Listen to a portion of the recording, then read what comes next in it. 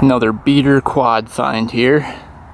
This one's a 2002 Polaris Magnum 325. These are supposed to be pretty crappy, unreliable. And for some reason I bought it. Don't ask me why. I guess I couldn't resist the price. This thing was up for 600 bucks. Had the classic, needs a carb clean. So we'll see if we can get this thing going today. The seller said it ran last year, but wouldn't start up this year. He said he used it for bear hunting, for baiting. He would put 2 5-gallon buckets in here and go put the bait out with it. That's what he said. I got there and I said, does a 4x4 work? He said, yep, works great. Came around to the front, and that's how great that 4x4 is working. You can see CV axle gone. So the 3x3 worked, not the 4x4. So I ended up getting this thing for 600 bucks, which I thought was pretty decent if it does need a carb clean. But if it's more serious, it's a bad deal. You can see seat cover needs to be replaced. I've got one in the mail coming. And then obviously the CV axle needs to be replaced. I have one of those on order. Should be here tomorrow. Tires are completely dry rotted. I didn't see that in the ad, but they're really, really bad.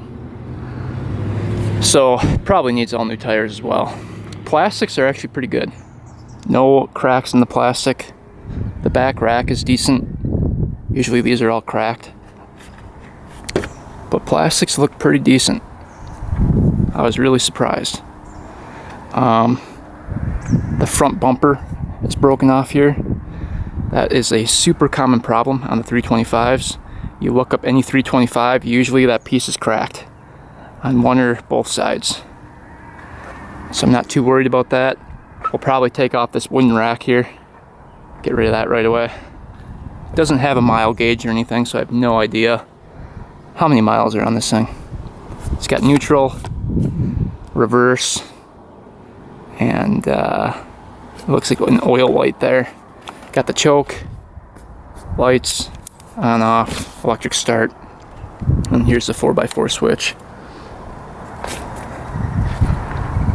But yeah, you can see there's a big rat's nest through the plastic there. Gross. Does it pull over? Oh yeah, it's got decent compression. So we'll see. We'll see if we can turn this into a running, driving four-wheeler today. That's the goal. And then we'll do some work with it. Put this thing to work, see what it can do. Maybe take Vin for a ride, if he's lucky. Before we do anything, let's just take off this box. Throw that in the garbage right away. I think we're gonna get a couple free straps though, so.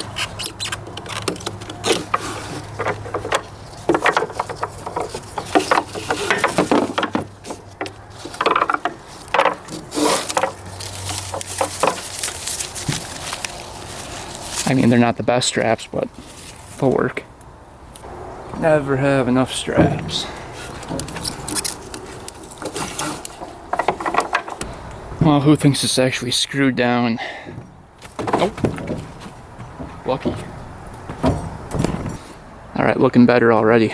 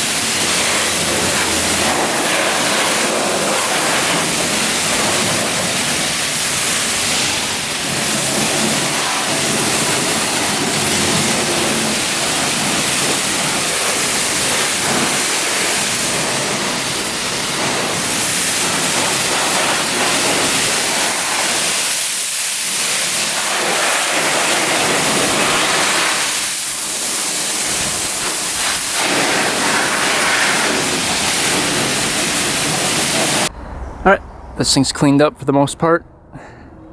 Looks pretty decent.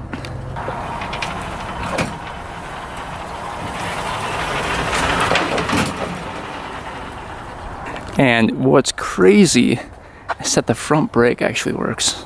Or the rear brake, I should say. And the parking brake. Check that out. That is a very rare thing for Polaris. These almost never work.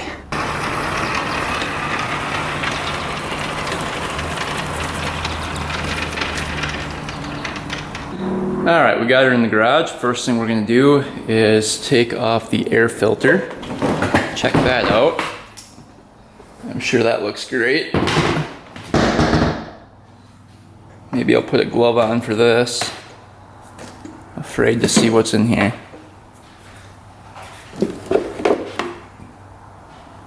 No, doesn't look too bad. That actually looks pretty good. Alright, is there any fuel in here? Oh, there's a little gas in there. Okay. Rip these side plastics off.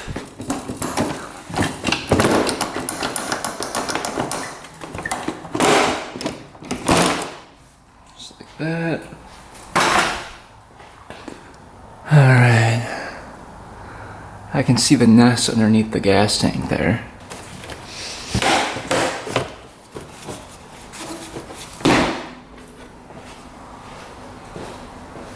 Looks like oil is right there on it.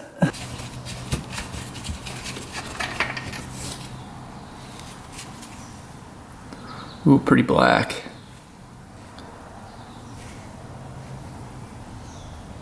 Pretty black oil. That needs to be changed. Alright, so I think once we vacuum that out, we can get to that plug and just see if it has spark at least.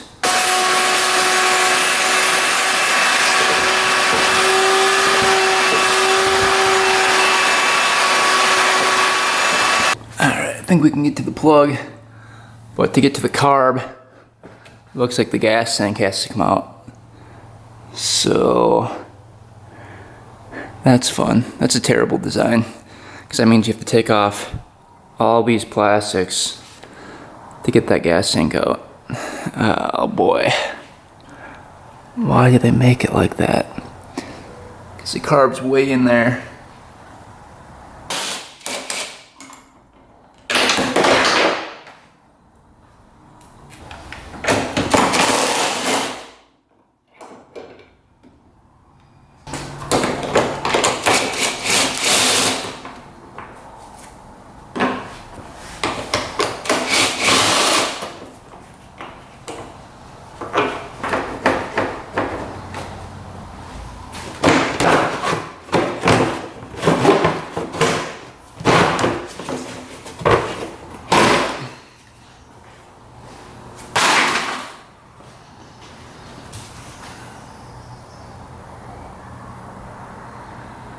Looks like none of the wiring was messed with, which is good.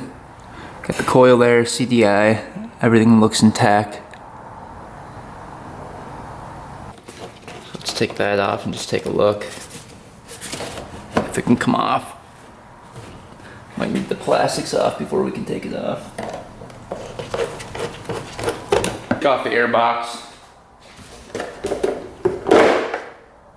That came off pretty easily.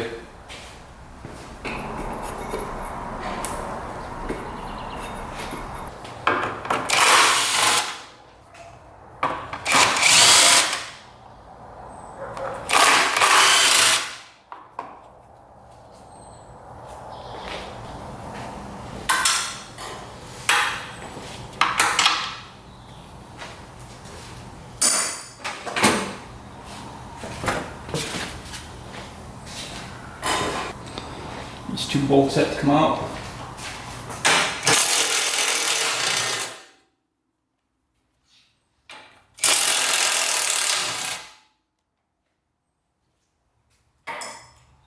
What I like to do is just bend that plate up a little bit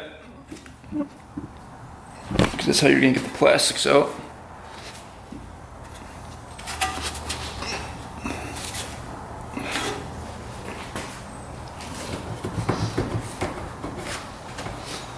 Bolt right there, right there.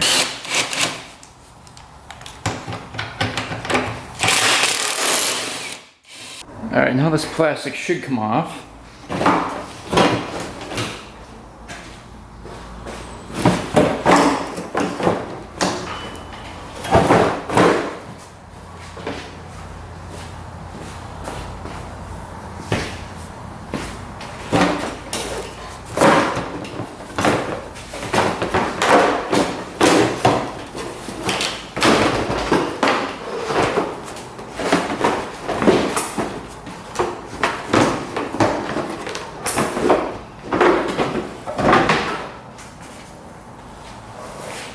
All these bolts that come off to get that plastic off. Let's see, gas cap. Put that back on there.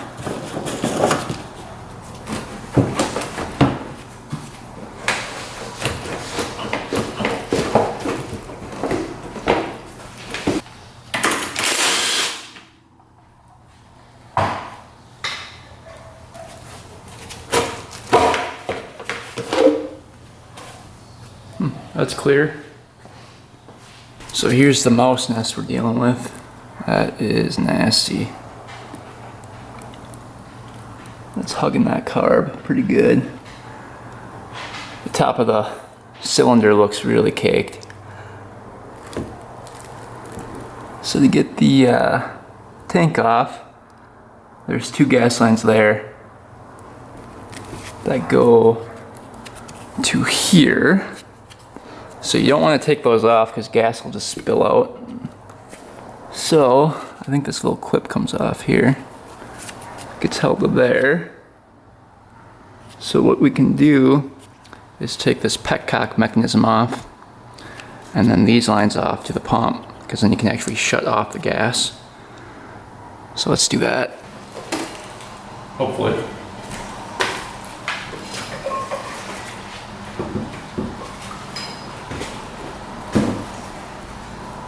There we go.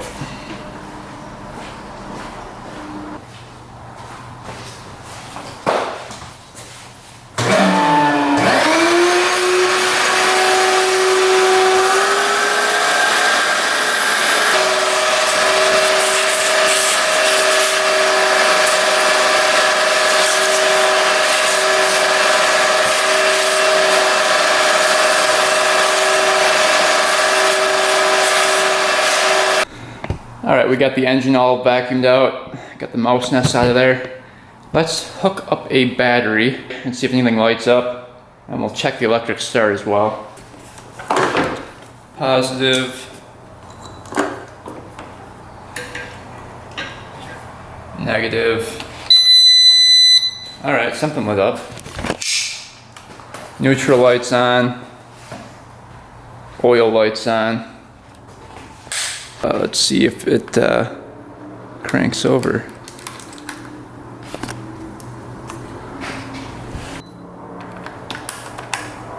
Alright, neutral light just went out.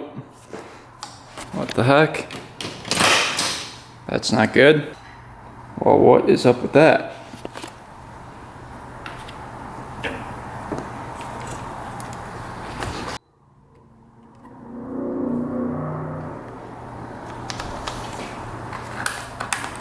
Alright, did we blow a fuse? Alright, so now the lights no longer work. Not sure what's going on. I opened up the little fuse box here. We're getting power to the red wire going up to the ignition. So we're getting power. I wonder if it'll still spark if we pull it over with a pull cord. I think I just burnt out all these lights. And I'm sure he burnt it out running it without a battery. But we'll see if it still sparks. If not, we'll have to diagnose this wiring. It looks like when you turn this on, you can see nothing lights up, and the starter doesn't work either. Alright, let's get this plug out. I wish people would just replace the battery, then you wouldn't have all these issues. Man, there's a lot of gunk around that plug. Oh, look at all this. This thing is beat pretty bad.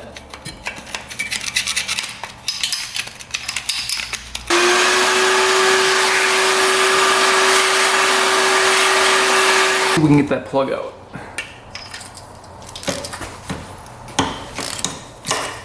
If this has spark, I would be in shock.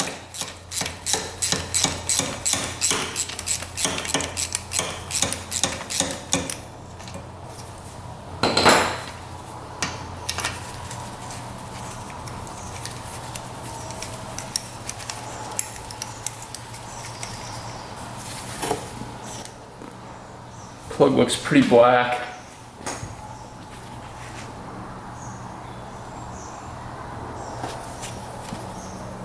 Let's see if we get anything. Got the key on. See what happens here. It's hard to see and pull it over at the same time. Oh, we've got spark. So the lights must just be burnt out. Let's see with ignition off. No spark. So ignition's working.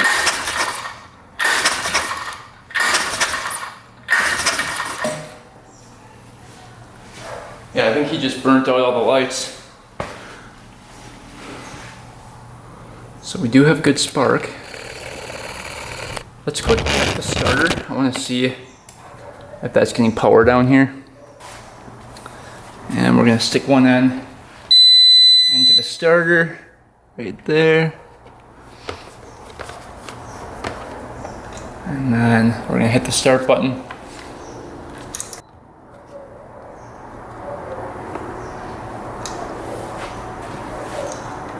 Be a solenoid, I'm not seeing any voltage. Alright, easy test to see if it's a solenoid is to cross the connections there. Pretty good there.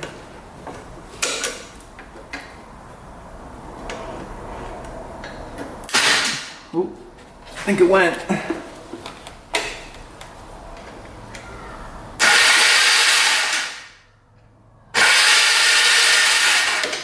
Starter is working. If you jump the solenoid. So we're not getting power to the solenoid. Alright, so I think I traced the starter problem to the ignition switch here. So you can see the prongs on the back of there. I've been testing it with the continuity tester. And what should happen is when you turn the machine on, power flows from this red wire right here.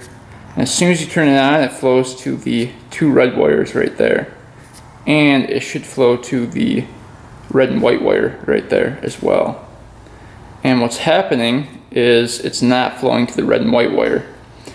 And as soon as you do the starter switch, power should flow from the red and white wire to the white and red wire right here and flow down to there to the solenoid, which it's not doing. Because as soon as you put voltage to the solenoid wire that triggers the solenoid, the starter works. So we know that the solenoid works, we know that the starter works, we're just not getting power. So what I think is happening is we're not getting power here, which in turn we're not getting power here. So if we can get power to this wire right here, as soon as you hit that switch, it should flow down the red wire and make this thing turn on. So I think it's a problem with this wire right here. When doing a continuity test, we could see that that wasn't making contact when you hit the start button. Oop. Right here.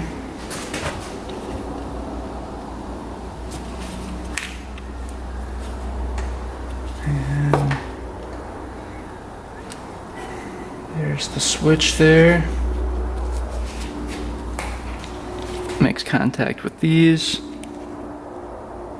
can see as you switch.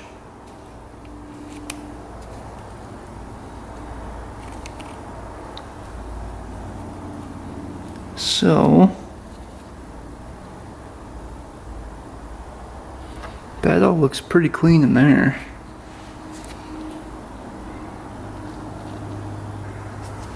It's weird that's not working.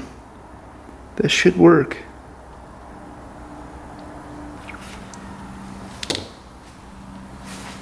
spray that out with.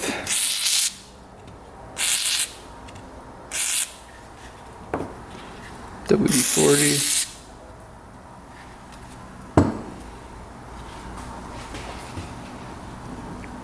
So when you do the start, you can see that spring in there goes, and that,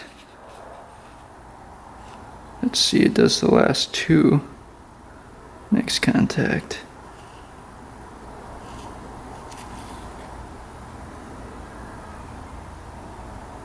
That should be working. I don't see any corrosion in there at all.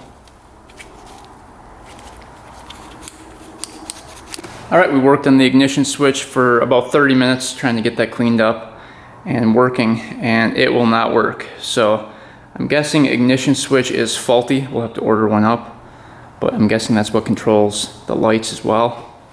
It's not getting power to that light wire either. So the solenoid and the lights I think would work if the switch would work. Let's test compression next.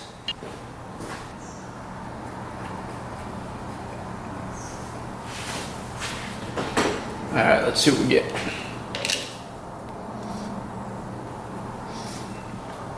Alright, we want over 100 for sure to run. Throttle open. Gotta use the pull cord to do it. Oh. It's not been connected here. There we go. Try that again.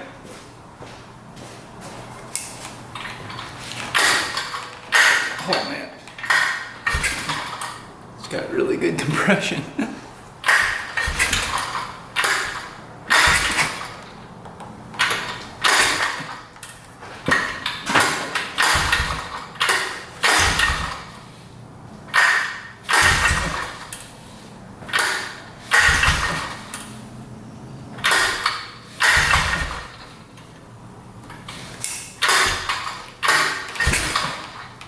Might try to jump the solenoid and do it. Jump the solenoid.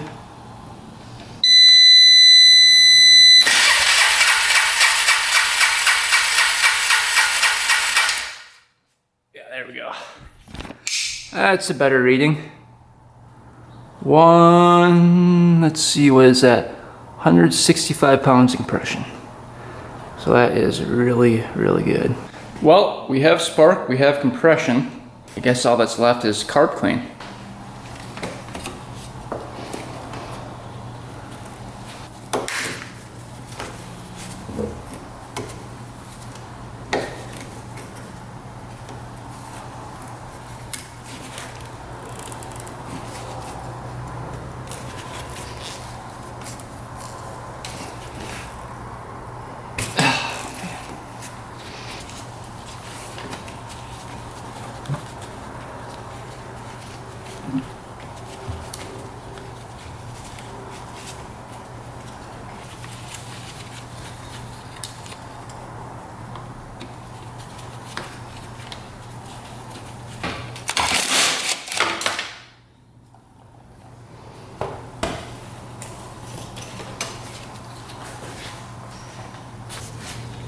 Get this out.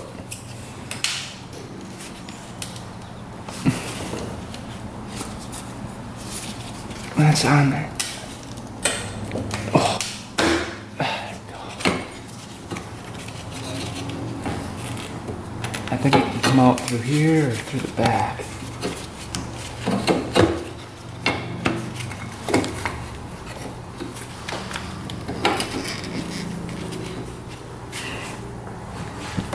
Is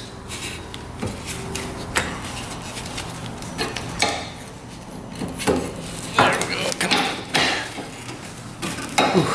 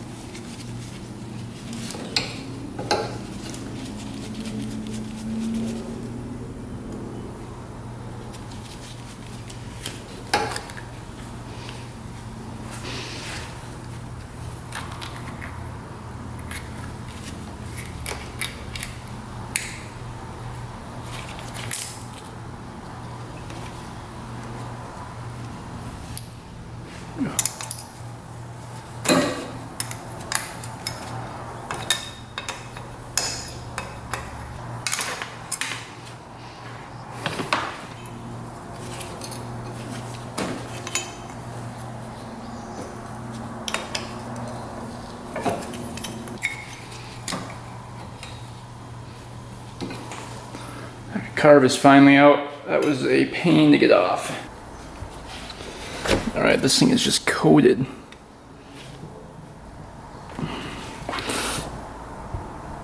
Oh man, those are probably not gonna come off. There we go. That one came.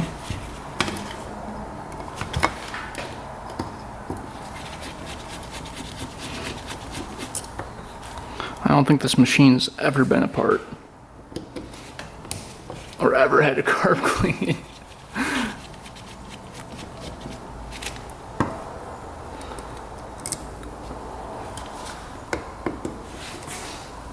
There we go, that one came.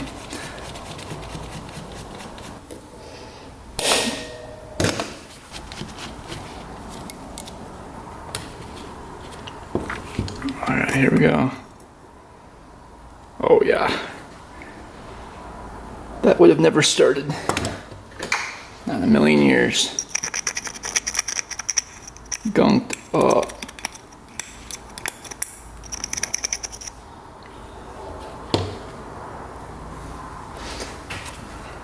That's pretty nasty. Can't believe this thing ran last year.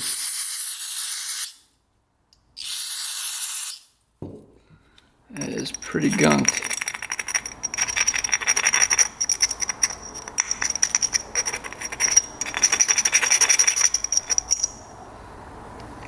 Might need the ultrasonic cleaner for this one. Look how rusty that is in there. Jeez.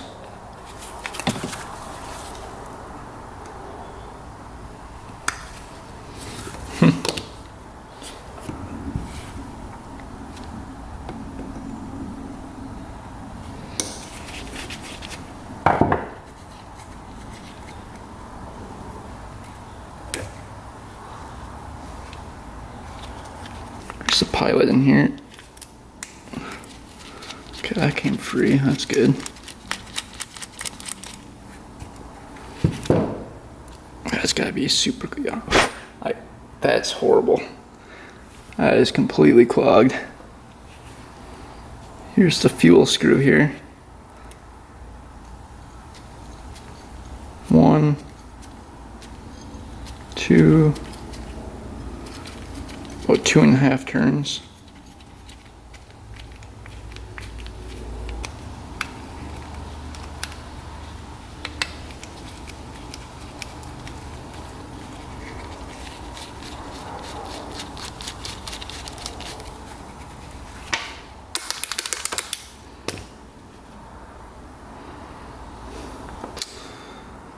Alright, we're gonna try to get this float out without breaking anything.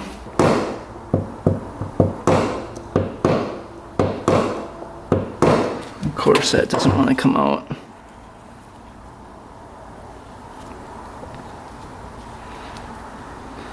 So what we might have to do is bend that tab so we can get that float to come out, because there's no way that O-ring on the seat is still good.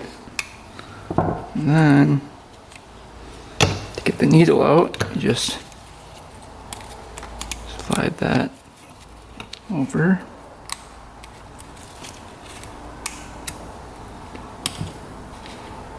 So I clip.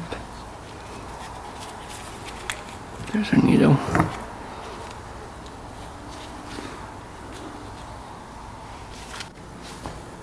So now you can get those 2 screws out right there that hold the seat in.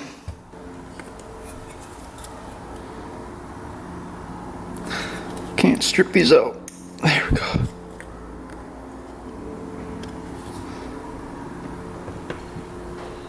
Holy.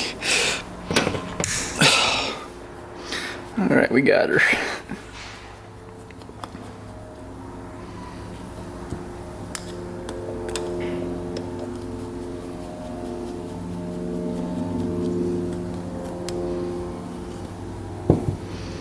That'll come off. Look how rusty that is. Cannot believe this thing ran a year ago.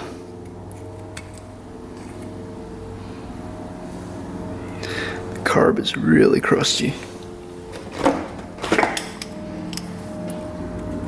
Now we have to pull out this whole seat.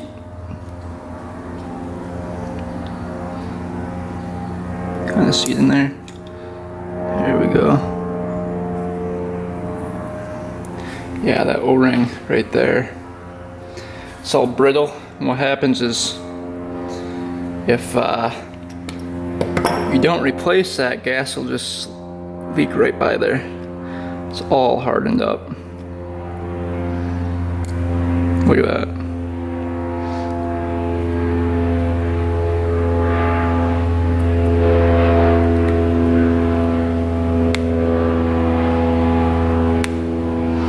So, good thing we're replacing that. Alright, next is the diaphragm. Let's see what that looks like. I also don't want to strip these out. Oh. And I think I just did.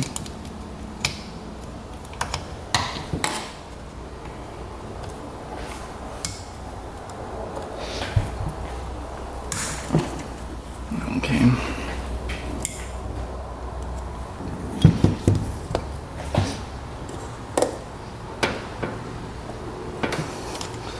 These are on there pretty good.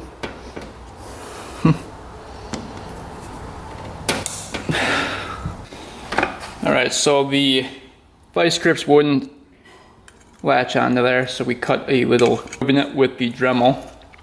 Now we can take our flathead and hopefully get that free here. Oh man. That thing was on there.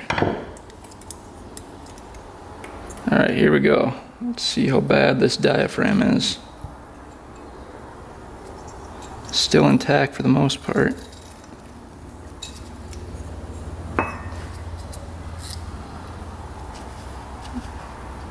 No rips yet. Yeah, it looks pretty good. Alright. Yeah, it looks pretty good. Not too bad. And there's a little rough. So yeah, we're gonna let this thing sit in the ultrasonic cleaner for a bit. Clean off all that gunk. Let the rest of the carb sit too. This is a pretty bad carb. Really having a hard time believing that this thing ran last year. Alright, carb out of the ultrasonic cleaner. Looking a lot cleaner. It's not perfect, but it's pretty good. Let it sit in there for 30 minutes. Got the new O-ring on the seat here. Push that in and get the rest of the jets in and get this thing back on the ATV. Alright, we finally got that carb all fitted up, good to go. Took me about an hour and a half to just get that carb out, cleaned, put back together. So hopefully that works out. Next is the gas tank. We're gonna drain the old gas out of there. The petcock does work. It's gravity fed to the pump. We'll have to check the pump to see if that works once we get this gas out of here. But it's coming closer to the first start.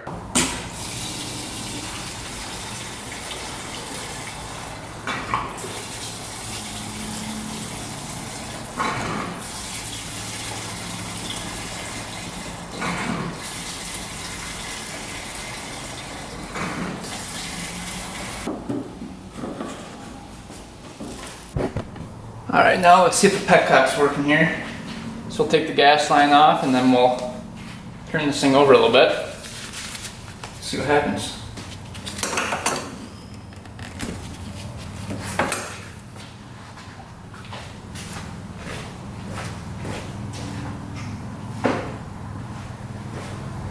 Got our cup.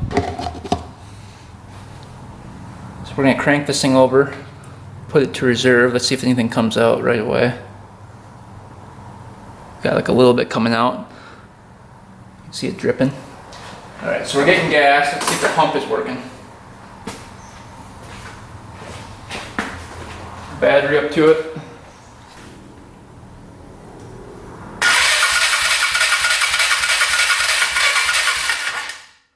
Yeah, we've got gas flow. Awesome.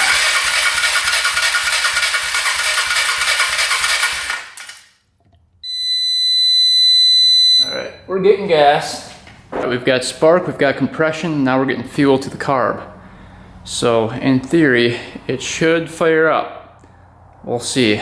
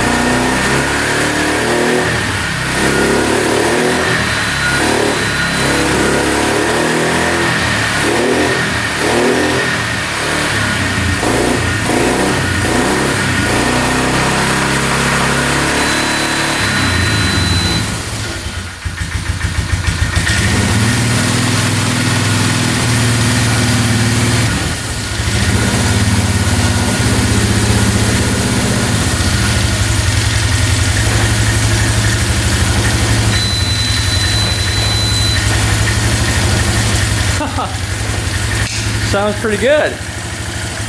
Not bad. That's without the choke on.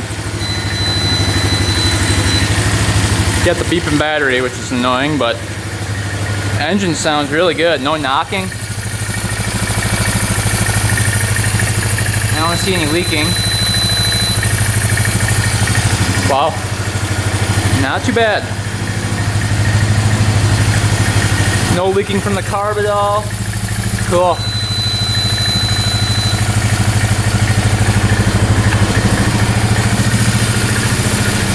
Yeah, that sounds really good. No smoking. Alright, we got really lucky there. Holy cow.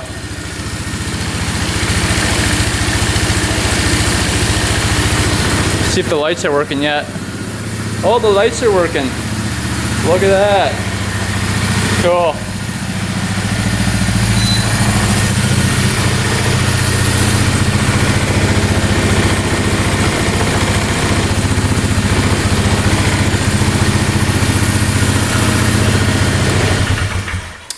All right, that sounds pretty good. I think next thing we can do is the oil change.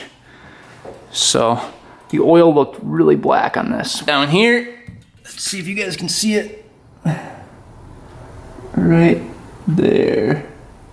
You guys can kind of see it right through there. This sucker was on there. Had to use a breaker bar to get it off. Like I said, I don't think this machine had too much maintenance done. Oh, that oil's black. Wow. Look how black that oil is. Jeez. Alright, we're gonna let that drain, inspect that, and then add some fresh oil. Look how black this oil is. I mean, that is black, black. But no chunks in it. Looks pretty clear of any metallic flakes. Alright, oil fill. It's through the dipstick. Gonna take about 2 quarts. Funnel in there. Using some 10W40. Get that going.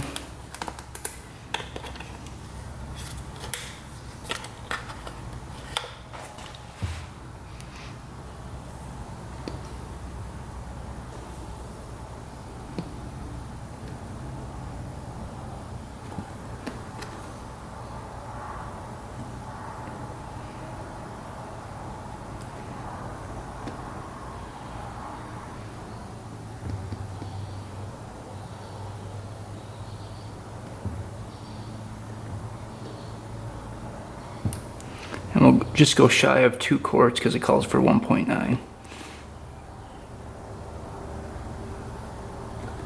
Right there. Alright, letting this thing warm up for a little bit with the new oil in there. It's running great. No backfiring or anything yet. That's without the air box on it.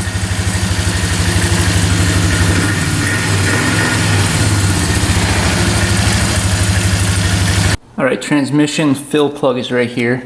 We're going to take that out. The fluid should be 1 5/8 inch below the threads there, or the top of the plug, I guess. I think we're going to need the breaker bar. Oh. Alright.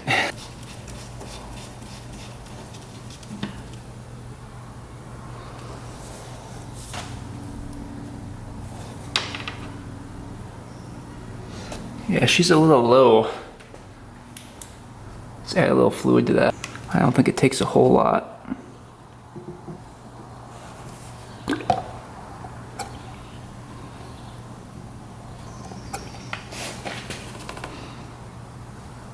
Oh, go.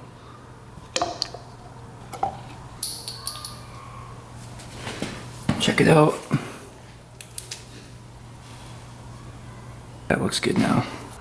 Right, we're back by the rear diff. Check this fluid.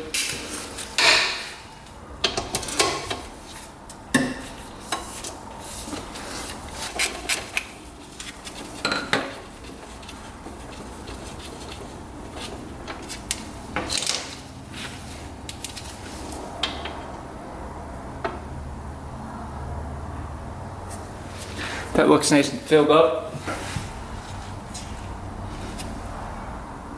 Yeah, nice clear fluid in there. Alright, before we put all the plastics back on, we have to fix the CV axle here. So you can see this piece right here is connected by a pin right there. We have to punch through, and then this piece will slide out or off the shaft. I'm not sure what this side's gonna look like. I'm a little afraid to see. It's not looking too good in there. But we'll have to see if we can fix it. The part should be here today. So in the meantime, we got the new seat cover for it right here. All right, this is what the seat looks like. You can see it's ripped in a couple different spots here. A little bit of the foam is missing, so we'll have to deal with that. Alright, we gotta get these staples out, so best way to do it, take a flathead screwdriver and just go around and crank them out.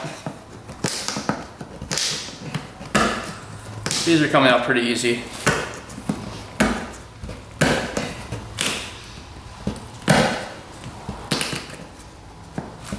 Oh, they're doubled up here.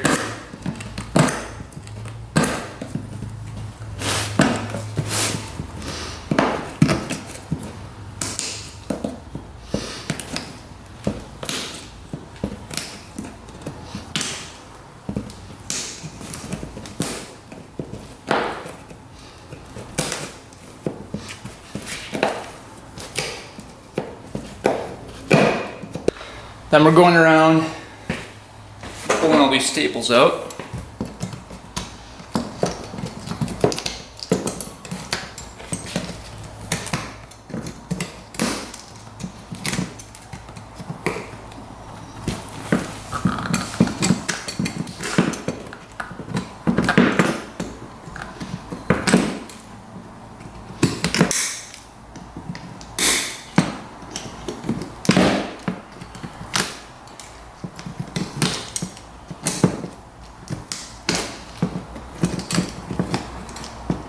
Cover should come off now. Almost all the staples are out.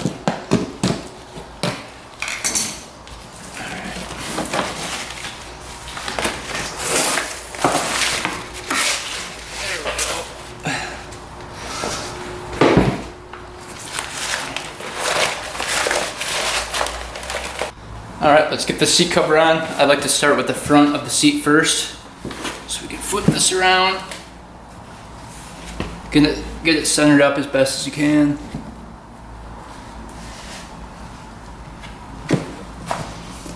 And just kind of work your way around here.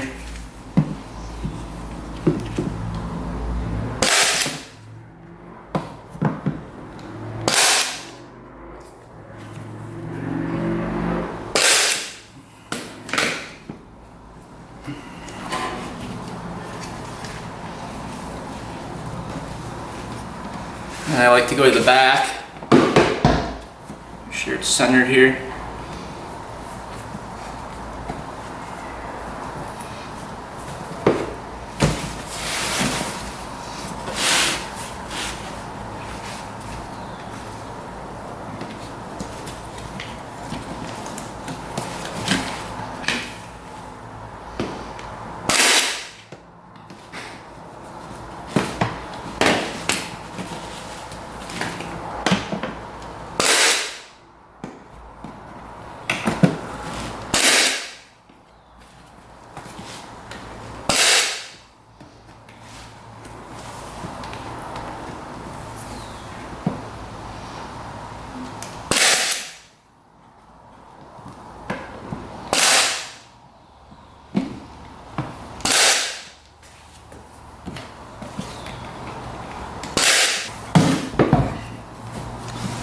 You can kind of work your way around here.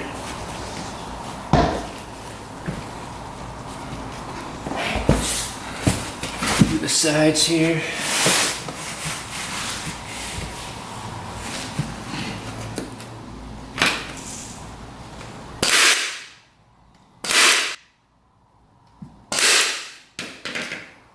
Alright, that's the end result. Yeah, you can see it turned out pretty nice. Start working on the CV axle here.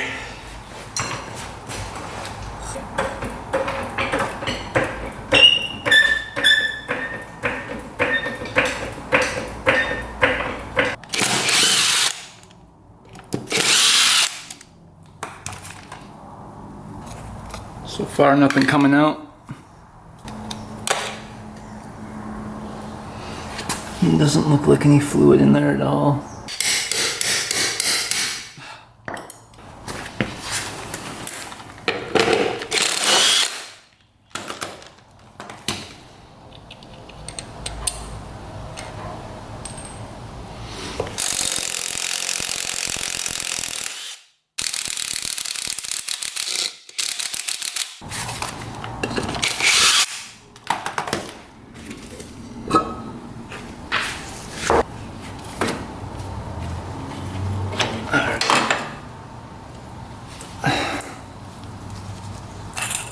Need that bearing.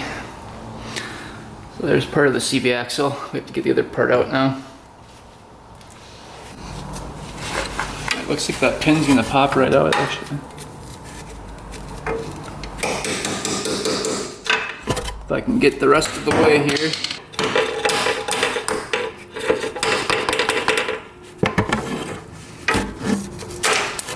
There we go. There's the pin.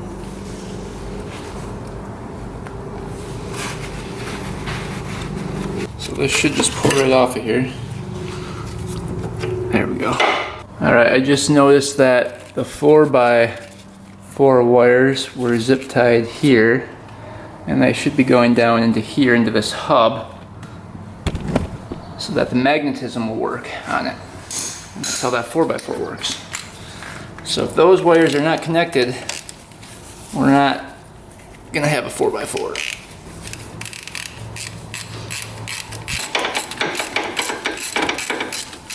Off. Hopefully. Let that dangle. There's another bearing in there. This is how this 4x4 system works here. So, get your bearing that goes in here. You can see the wires coming through right there. So what that does is, let's see if I can get these out of here.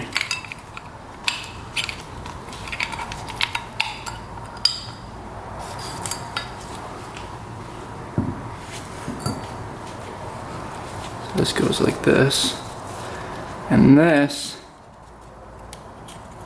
right here, can usually spin on this hub right here. So when you press the 4x4 button, it magnifies this and it sucks this plate tight to there, and it will not move. And then there's little pins, you can see, 3 of them, that line up with the grooves on here. And that is solid then. So this thing cannot rotate, which in turn then spins the wheel. So that's how that 4x4 system works. Kind of interesting. Was a little bit of oil in there at least, so nothing got chewed up too much.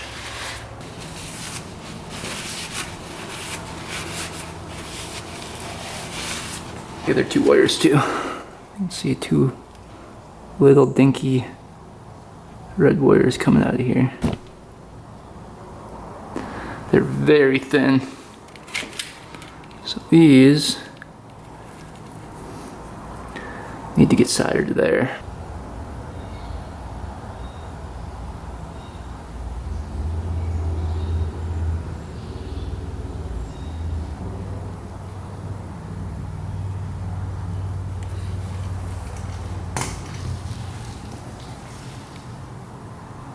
We got both wires connected here. We're just going to use a little bit of this 3M marine grade sealant. It's waterproof, that's why I'm using it. I'm just going to put this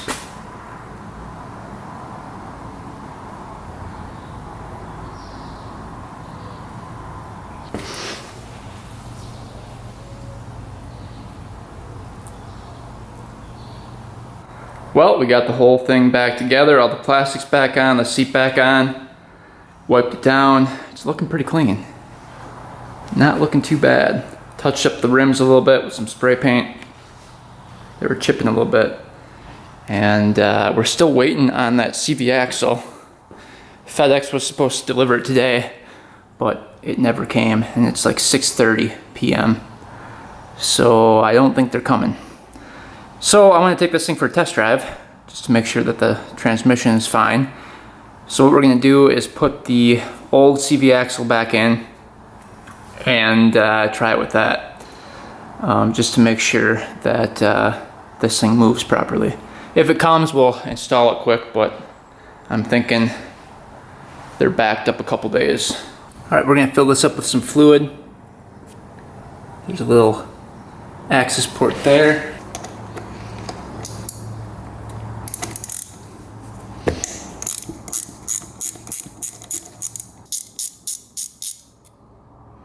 That comes out like that.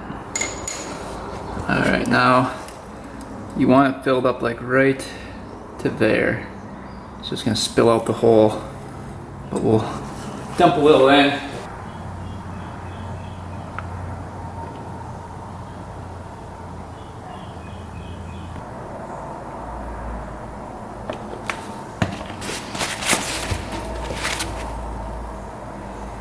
There we go. See, it's starting to pour out right there. So that's good. We get to see if this thing moves. Watch all this work and the transmission will be junk.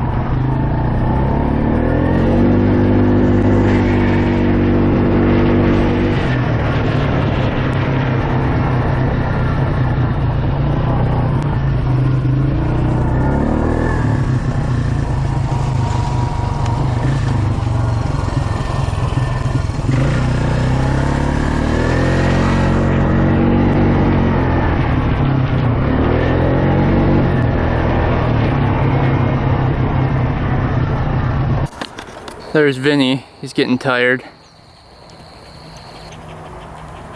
He's panting pretty good. I think he likes it though. It's running good. Fuel screw needs probably one more turn out. But other than that, it's running great. Goes through all the gears, reverse, forward and low. Has good power, has good speed. And it's looking a lot better with that seat cover on there for sure. So I don't know where FedEx is, but they were supposed to be here. But once they come, we'll install the CV axle. We got the whole wheel prepped. Everything's good there, fluids in there, so all we have to do is take it back apart, put the CV axle in, and then I ordered up a battery for it on Amazon and a new ignition. These lights were coming back on when we were riding it, so I'm pretty sure it's the ignition switch causing the starter not to work. But yeah, everything's working great. Lights are working. Moves good. So for 600 bucks, I think we did pretty good. I can't believe it. So we got really lucky on this one that something wasn't majorly wrong with it. I mean, it looked horrible when we first picked it up, so I was kind of expecting the worst. So I worked on this thing from 10 o'clock in the morning to 7 o'clock at night. Actually, it might be 7:30 now, so it's been a long day working on this thing. And it was 90 degrees in the garage, so I think Vinny and I need to invest in an air conditioner for the garage for the summer. But hope you guys enjoyed the video, picking this thing up for 600 bucks, getting it running and driving, and then taking it for the first test drive. So thanks for watching, guys. Thanks for subscribing. Stay tuned for the next video, and until next time, we are out.